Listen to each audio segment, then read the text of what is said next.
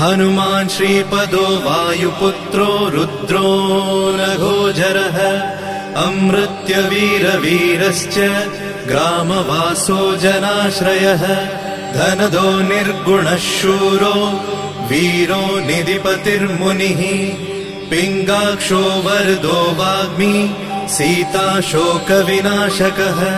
शिवः शर्वः परो व्यक्तो व्यक्ता व्यक्तो धराधरः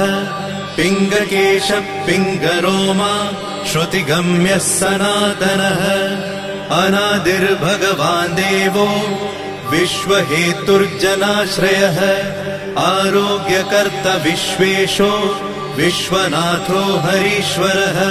भर्गो रामो रामभक्तः कल्याणप्रकृतिस्थिरः विश्वम्भरो विश्वमूर्तिर्